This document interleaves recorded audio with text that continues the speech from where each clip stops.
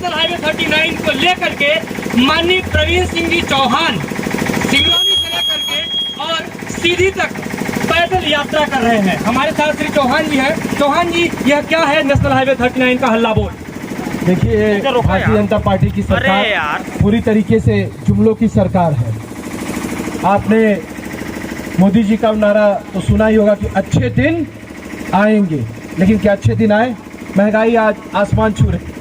इस तरह से बहुत सारी बातें हैं। 15 लाख खाते में आएंगे, वो भी नहीं आए। उन्हीं जुमलों में से एक जुमला जो उनकी सांसद महोदया है रीति पाठक जी, वो लगातार भूमि पूजन करके एक लोगों को ख्वाब दिखाने का काम करती हैं। एक सड़क का बार बार भूमि पूजन करना, कभी वर्चुअल मीटिंग करना, कभी ये बताना कि बस 6 महीने में ये रोड बन रही है। लेकिन स्थितियां आज 10 साल से लगातार जस की तस है। हमारे अपने एक्सीडेंट के कारण कई बिछड़ चुके हैं, कई घटनाएं हुई हैं, कई बस पलटी हैं, कई लोग रोड में बड़े बड़े गड्ढे होने के कारण करके मर गए।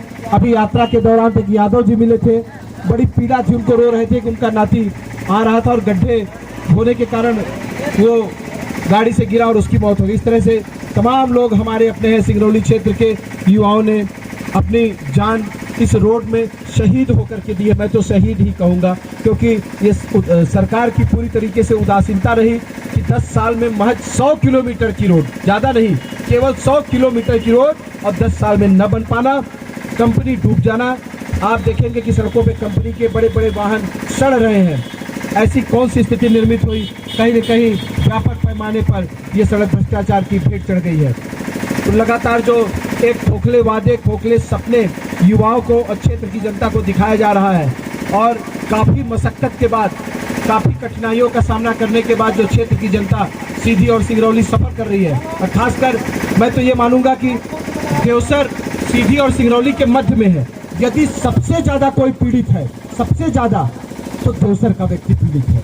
यदि उसे सीधी जाना है तो इन गड्ढा नुमा सड़कों से जाना ही पड़ेगा। यदि उसे सिंगरौली जाना है तो भी उसे गड्ढा नुमा सड़कों से जाना ही पड़ेगा।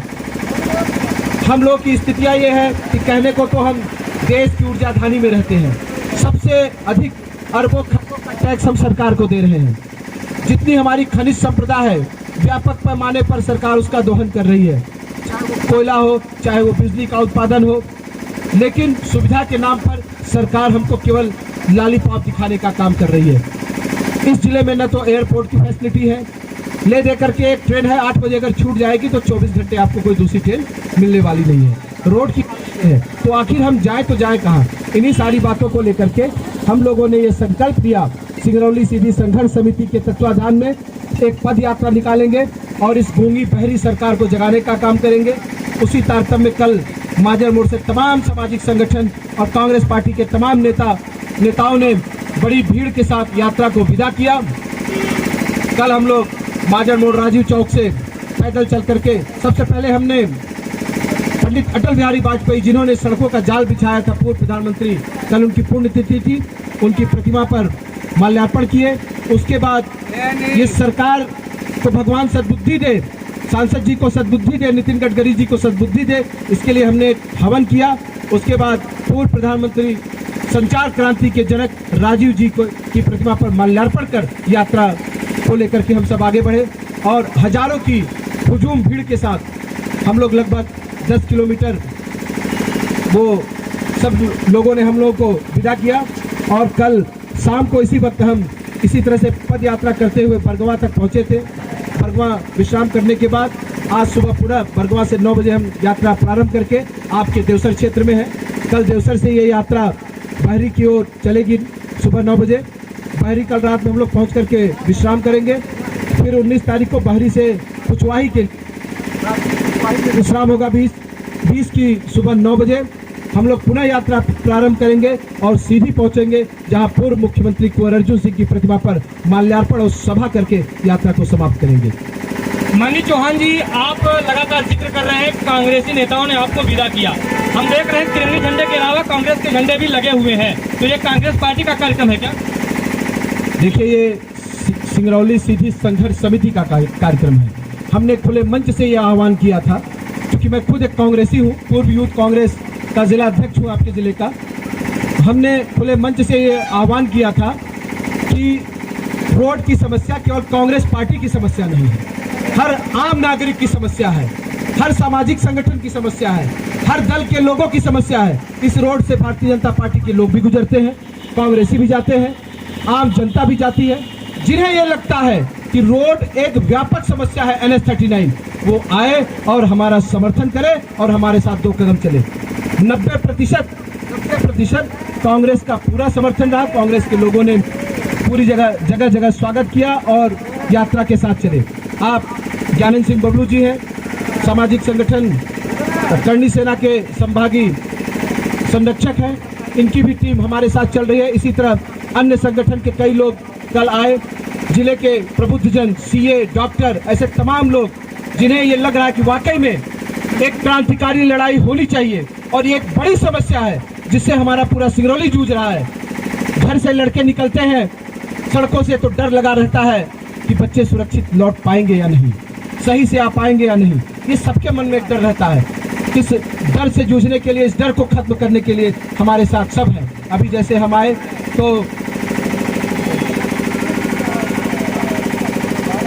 संगठन आपके देवसर में हमारे भाई, आपके युवा संगठन, इस तरह से तमाम सामाजिक संगठनों में हमको रोक करके चाय, पानी, नाश्ता, माल्यार्पण करके उत्साहवर्धन करने का काम किया है। निश्चित तौर पर ये युवाओं का एक जोश इस क्षेत्र में क्रांति लाएगा और ये नेताओं को, जो सत्ता पे बैठे नेता हैं, उनको उनके बुद्धि को खोलने का काम करेगा, उनको जगाने का काम करेगा कि अब इस क्षेत्र का युवा क्रांतिकारी हो चुका है, जाग चुका है। और जब युवा जागा है, सत्ता डोली है और परिवर्तन हुआ है। तो भैया मैं लगातार देख रहा हूँ कि आप सिंगरौली से बैगन से चल करके और देवसर आ गए हैं, लेकिन पैदल चलते हुए आए हैं। बरगम में भले आपने विश्राम किया, लेकिन कंटिन्यू 2 दिन का सफर है आपका। इतनी एनर्जी लाते कहाँ से हैं आप?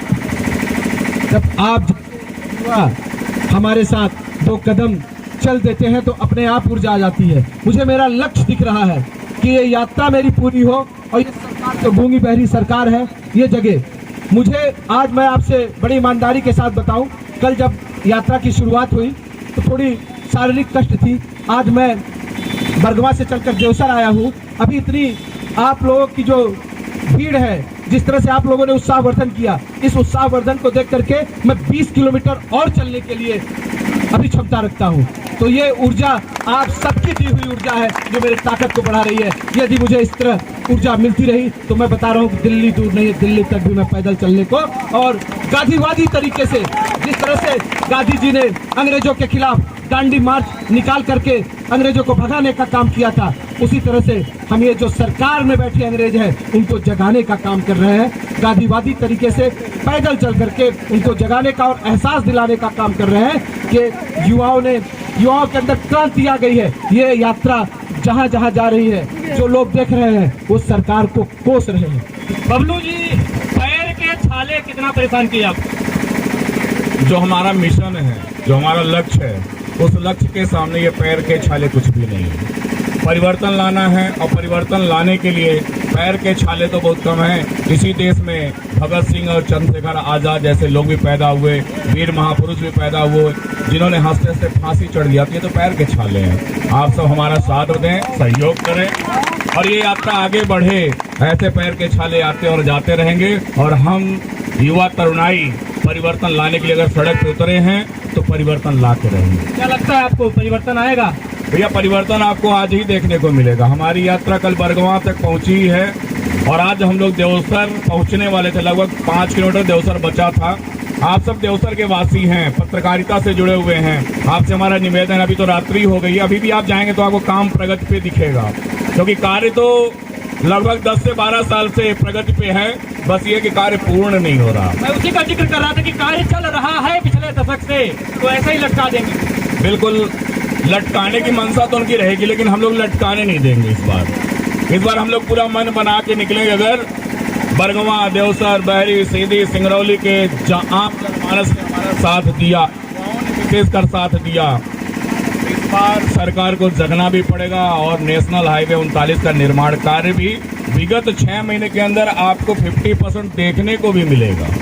क्योंकि अभी हमारे प्रवीण भाई जो इस यात्रा के संयोजक हैं, सिंगरौली सीधी संघर्ष समिति के जो संयोजक हैं, उन्होंने बड़े खुले शब्दों में कहा है कि हम दिल्ली तक पैदल जाने को तैयार हैं। तो दिल्ली हम सबसे बहुत दूर नहीं है, दिल्ली तक भी हम लोग जाएंगे और दिल्ली में जा करके जंतर मंतर में बैठ करके भारत की सरकार को जगाने का काम करेंगे। शिवम जी, आप युवा हैं और युवा नेता हैं कांग्रेस के। कांग्रेसियों को थोड़ा सा आलसी माना जाता है।